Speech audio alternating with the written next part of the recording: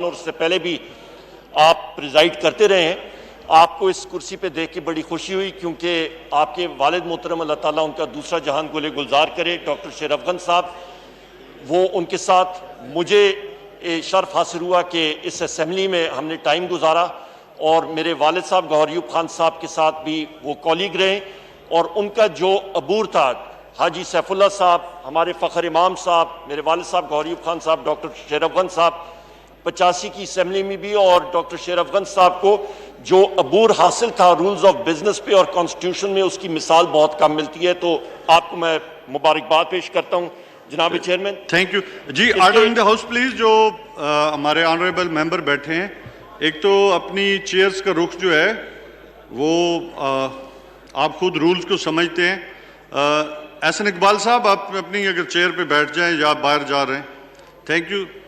जितने भी honourable member हैं, प्लीज़ आप समझें कि हाउस के डेकोरम होता है, उसके तहत आपने इसको अगर सावरन करना है और हाउस इन ऑर्डर रखना है तो कम से कम इस जो इशू पे एक मिनिस्टर अपनी स्टेटमेंट दे रहे हैं पॉलिसी मैटर्स के ऊपर, तो कम से कम इनको सुने जी। Thank you very much. बहुत शुक्रिया जनाबी चेयरमैन। जनाबी चेयरमैन, मैं यहाँ पे चंद हकायक आपके सामने पेश करना चाहता हूँ। सबसे पहली चीज़ ये कोई एजेंडा पे आइटम नहीं था, पर एक जेन्युइन इशू है कराची का, और कराची के अवाम के मसाइल जो हैं वो बहुत ही अहम है, हमारे दिल के बहुत नज़दीक हैं, और हर जगह पे हम लोग यही बात करते हैं। हर फोरम पे मेरे साथी यहाँ पे मौजूद हैं, चाहे वो स्टैंडिंग कमेटी में हो, चाहे वो अपोजिशन के अरकान हो या हमारे ट्रेजरी बेंचेस को हो, हर जगह पे पाकिस्तान तहरीक इंसाफ की हुकूमत के हम लोग जितने भी अदना कारकुन और वर्कर हैं, हमारे लिए कराची के और पूरे पाकिस्तान के मसाइल बराबर की अहमियत के हामिल के हैं।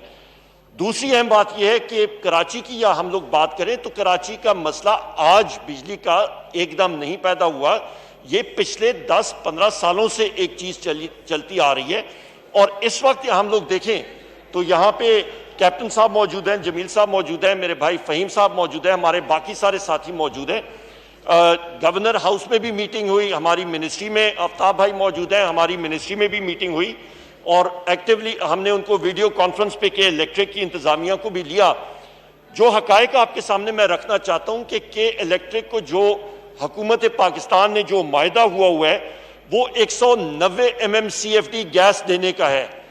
जनाब चेयरमैन, पाकिस्तान हुकूमत पाकिस्तान इस वक्त उनको 100 MMCFD मजीद गैस दे रही है, तो आप खुद अंदाजा लगा लें कि 290 MMCFD गैस इस वक्त वो दे रहे हैं उनके LNG प्लांट चलाने के लिए, 100 MMCFD गैस मजीद। उसके साथ आप अंदाजा लगा लें कि इस वक्त तक तकरीबन 30,000 मीट्रिक टन 30,000 टन हम लोग RFO उनको लोन पे हम लोगों ने के इलेक्ट्रिक को दे दिया। किसके लिए? कि कराची की आवाम की जो मुश्किलात हैं उसको कम किया जाए। इसके अलावा 100 मेगावाट हमने नेशनल ग्रिड से उनको दिया है। मसला ये आ रहा है जनाब चेयरमैन कि के इलेक्ट्रिक ने अपने कॉमन डिलीवरी पॉइंट पे उन्होंने वो सिस्टम नहीं बनाए, ग्रिड स्टेशन नहीं बनाए कि वो बिजली ले सकें। कॉमन डिलीवरी पॉइंट उनके दो बनते हैं, कराची ईस्ट पे और वेस्ट पे। अब हमने उनको फोर्स किया है वो बनाएंगे और ये 2022 तक उनकी स्टेशन बनेंगे, ग्रिड स्टेशन 500 kV के ग्रिड स्टेशन बनेंगे। इस वक्त भी के इलेक्ट्रिक या वो सिस्टम बना होता तो नेशनल ग्रिड से हम लोग दे सकते, पर उनका वो सिस्टम अब्जॉर्ब नहीं कर सकता, वो ले नहीं सकता वो बिजली, क्योंकि उन्होंने वो बनाई नहीं है। हालांकि हम लोग फेडरल गवर्नमेंट उनको देने के लिए तैयार है। एक चीज। दूसरी अहम बात जनाब चेयरमैन, ये मैं आपके गोशगुजार करना चाहूँ कि स्टैंडिंग कमेटी और पावर का इजलास हुआ था और उस पर हमारे चौधरी सालिक साहब उसके चेयरमैन हैं और उन्होंने 2 सब कमेटीज बनाई हैं। एक के इलेक्ट्रिक के हवाले से ऑलरेडी इसी हाउस की स्टैंडिंग कमेटी ऑन पावर की सब कमेटी बन चुकी है, और दूसरी जो है वो हमारी सेप्को और हेस्को के अफेयर्स बनाने के लिए, तो खेलदास साहब का वो इशू उसी में ही एड्रेस होगा, जिसमें ट्रेजरी और अपोजिशन के मेंबर्स उसमें शामिल हैं और हमारी मिनिस्ट्री के लोग भी उसके सामने पेश होंगे।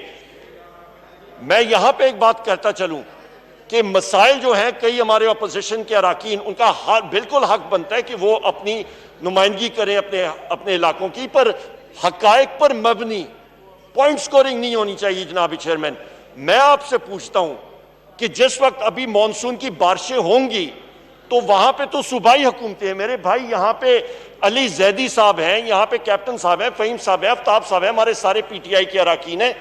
वहां पे ये लोग तो वावेला इन्होंने किया हुआ है कि जनाब खुदारा जो गटर्स आपके बंद होते हैं वो किसकी जिम्मेदारी है? वो पाकिस्तान पीपल्स पार्टी और हुकूमत सिंध की है, क्यों नहीं उसको साफ करते? या सिंध में, अंदरूने सिंध में हमारे MQM के साथी मौजूद हैं, फहमीदा मिर्जा साहबा यहाँ पे हैं अंदरूने सिंध से, वहां पे आप जाके देखें, वहां भी जनाब चेयरमैन कब्रिस्तानों से आपको अद्वियात निकल रही हैं कोरोना की और बाकी चीजों की, उस पर क्यों नहीं कंट्रोल करते? ये सियासत छोड़ें, मुस्बत तरीके से गवर्नेंस करें और सही गवर्नेंस करा के दिखाएं, तब बात है। आपकी हुकूमतें रही हैं के इलेक्ट्रिक का, आपने क्यों नहीं ये कॉमन डिलीवरी पॉइंट बनाए? दोनों पार्टीज की हुकूमतें रही हैं यहाँ पे, क्यों नहीं आपने इसका किया? ये तो पाकिस्तान तहरीक इंसाफ की हुकूमत आई है और हमने ये काम शुरू किए हैं। जनाब चेयरमैन, ये हकायक आपके सामने मैं पेश कर रहा हूं। ये बहुत आसान होता है कि आप वावेला खड़ा करें, पर आपको फैक्ट्स एंड फिगर्स पे बात करनी चाहिए। मैं फिर रिपीट करूंगा कि पाकिस्तान तहरीक इंसाफ की हुकूमत ने गैस की मद में 100 MMCFT मजीद गैस दिए कि इलेक्ट्रिक को 30,000 मीट्रिक टन कोई छोटी मकदार नहीं होती। RFO हमने दी है, लोन पे दिया है कि उनके पावर प्लांट चलें। उसके अलावा 100 मेगावाट मजीद हमने बिजली दी है, विंड में हम लोग दे रहे हैं। तो ये वो सारी चीजें हैं, ये किसी पे एहसान या मेहरबानी नहीं है, ये हमारा फर्ज है, क्योंकि कराची पाकिस्तान का दिल है और उस दिल को और इंडस्ट्रियल सिटी को हमने हर सूरत चलाना है। और यही वजह है कि हम लोग फोर्स कर रहे हैं और उनको हमने कराची इलेक्ट्रिक के साथ ये कैबिनेट कमेटी और एनर्जी में ये डिसीजन हुआ है, कैबिनेट ने एंडोर्स किया है कि उनके 2 कॉमन डिलीवरी पॉइंट और 2 500 KVA की ग्रिड्स उन्होंने बनाने हैं कि 2022 के बाद उनका कोई ये इशू ना आए। बहुत शुक्रिया जनाब चेयरमैन। थैंक यू जी। मोहतरमा नफीसा शाह साहब, ये नसीबा चन्ना साहिबा। राज साहब, मैं दूंगा आपको टाइम थोड़ा सा, ये आपकी मेंबर है, थोड़ा उनको दूंगा। तशरीफ रखें। शुक्रिया स्पीकर साहब। अभी ये सारी बात हो रही थी दीनी और मज़हब की। अभी हमारे मिनिस्टर साहब ने कहा था कि हमने ये बात आगे रखी है कि आया ये मंदिर के लिए बैतुल माल से पैसे दिए नहीं या नहीं दिए जाएं, तो अभी तक कोई फतवा नहीं आई। मैं ये मिनिस्टर साहब से पूछना चाहती हूँ कि आपने डिसीजन कौन सा लिया है? आप अपना तो फैसला बताएं, दूसरों को छोड़े, गवर्नमेंट के हैं आप। आपने क्या फैसला किया है कि आया ये पैसा खर्च करना चाहिए या नहीं? और दूसरी बात है कि आप सारी बातें पीपल्स पार्टी के ऊपर छोड़ रहे हैं। मैं आपसे ये पूछना चाहती हूँ कि यहाँ पर सिंध के अंदर जो लोड शेडिंग हो रही है 12-12 घंटे, उस पर कभी नज़र रखी? सिंध में लोग नहीं रहते हैं, वो बिल नहीं देते हैं, उस पर कोई किसी ने नज़र रखी? चीफ मिनिस्टर की तो बात बार बार कर रहे हैं कि उन्होंने सफाई नहीं की, उन्होंने वो गट्टर नहीं साफ करवा रहे हैं। आपने क्या किया है? पीपल्स पार्टी ने जो नौकरियां दी वो तारीखी मिसाल, आपने कितनी लोगों को नौकरियों से निकाला, उस पर कभी नज़र रखी आपने?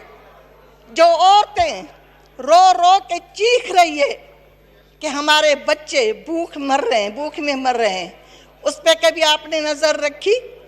आपका मिनिस्टर आज तक मोहतरमा, आप टू दी पॉइंट बात करें, क्योंकि आपने स्पीच नहीं करनी, आपने इशू को बताना है कि इशू तो बता रहे हैं ना, ये भी तो कौम का इशू है ना। थैंक यू जी। राजा परवेज अशरफ साहब जी। मोहतरम उमर अयूब साहब जी, मिनिस्टर। राजा साहब, गुस्ताखी माफ, एक सिर्फ आपकी इजाजत के साथ जनाब चेयरमैन, मेरे साथी हैदराबाद से इन्होंने बात की, वहां पे जो आपका पावर ट्रांसफार्मर ग्रिड पे है, आने से पहले मैं चीफ एग्जीक्यूटिव हेस्को से ही फोन पे बात कर रहा था, क्योंकि उसको वो डैमेज हुआ था, उसको रिप्लेस कर रहे हैं, दुरुस्त बात कर रहे थे, उसकी वजह से लोड मैनेजमेंट वहां पे, क्योंकि ट्रांसफार्मर में खराबी आई थी, वो रिप्लेस हो रहा है। और यही चीज है कि डिस्ट्रीब्यूशन सिस्टम को हम लोग ठीक कर रहे हैं।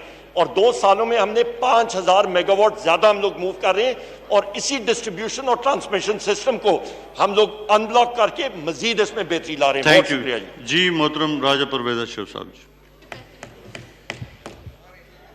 शुक्रिया जनाब चेयरमैन साहब। जनाब चेयरमैन साहब, मेरी एक